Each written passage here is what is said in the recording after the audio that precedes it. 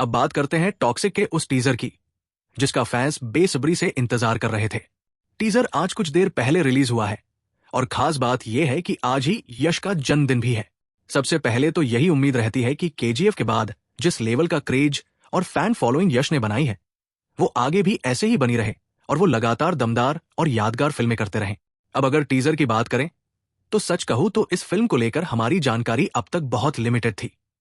ये साफ नहीं था कि कहानी किस टोन में जाएगी, किस तरह का वर्ल्ड देखने को मिलेगा, क्योंकि केजीएफ जैसी मैसिव मास फिल्मों के बाद यश का गीतू मोहनदास जैसी डायरेक्टर के साथ कोलैबोरेट करना अपने आप में ही एक अनएक्सपेक्टेड मूव था।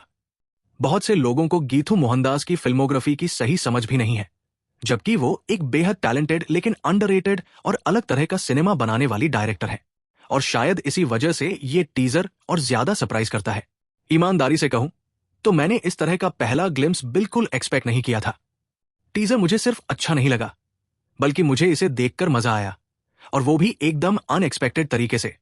एक बड़े सुपरस्टार को उसके पहले ही टीजर में इस तरह प्रेजेंट करना एक बड़ा रिस्क होता है, और टॉक्सिक ये रिस्क बिना डरे लेती हुई दिखती है।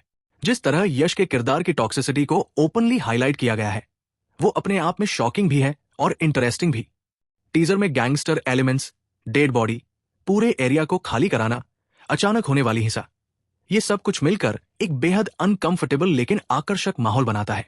टीजर के शुरुआती कुछ सेकंड्स में जो प्रेशर बिल्ड होता है, कार का जर्किंग मोमेंट, कैमरा मूवमेंट, ये सब बहुत सोच समझकर डिजाइन किया गया है। और फिर जब स्मोक के बीच से यश की एंट्री होती है और वो बोलता है डैडी इज होम, उस एक लाइन में इतना वजन है कि वो सीधा असर करती है। केजीएफ के समय वायलेंस शब्द को लेकर जो अप्रोच थी, यहां उसे एक नए इंटरनेशनल टच के साथ पेश किया गया है। यश का लुक एक बार फिर दमदार है, लेकिन केजीएफ से साफ अलग। Beard, hair style, costume, body language, सब कुछ ज्यादा रॉ, ज्यादा मैनली और ज्यादा खतरनाक लगता है। एक्शन के छोटे छोटे बिट्स, खासकर गन वाले सीक्वेंस में जो बॉडी मूवमेंट और बीजीएम का उभार है, वो ये साफ संकेत देता है कि फिल्म में ब्रुटैलिटी होगी और काफी हद तक होगी। सबसे अच्छी बात यह है कि टीजर टिपिकल हीरोइज्म नहीं दिखाता, ना कोई ओवरटॉप स्लो मोशन, ना जबरदस्ती का मास मोमेंट। यहां एक अलग तरह की एनर्जी है, एक अलग तरह का एटीट्यूड है, जो इसे यूनिक बनाता है। विजुअली भी टीजर बहुत अपीलिंग है। ग्रीनिश टिंट, डार्क बैकड्रॉप, गाड़ियों और कॉस्ट्यूम्स का डिजाइन, सब कुछ केजीएफ से बिल्कुल अलग वर्ल्ड क्रिएट करता है। हालांकि यश की बियर्ड उनकी सिग्नेचर बन चुकी है, फिर भी इस फिल्म में उनका कैरेक्टर पूरी तरह अलग महसूस होता है, सिर्फ लुक से नहीं बल्कि उसकी नेचर और एटीट्यूड की वजह से। एक और इंटरेस्टिंग पॉइंट यह है कि इस फिल्म के कोराइटर खुद यश है। ऐसे में बैलेंस बहुत जरूरी हो जाता है। अगर ये टॉक्सिसिटी सही तरह से हैंडल हुई तो ये फिल्म को बहुत ऊपर ले जा सकती है, और अगर कंट्रोल नहीं हुआ तो चीजें अजीब ही लग सकती है। लेकिन टीजर देखकर फिलहाल जो फील आता है वो पॉजिटिव है। इसमें एक अजीब सी खतरनाक सी मस्ती है जो इंट्रिग करती है। अब अगर बात करें धुरंधर पार्ट 2 के साथ इसके संभावित क्लैश की, तो सच कहूं तो ये लड़ाई इतनी आसान नहीं लगती।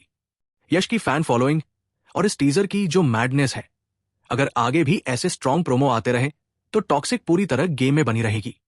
ऊपर से फिल्म में फीमेल लीड्स का जो लाइनअप है, रुक्मिणी वसंत नयनतारा और कियारा अडवाणी, उनके लुक्स और फिल्म में फेरीटेल टच की जो झलक दिखाई गई है, वो फिल्म को और दिलचस्प बनाती है।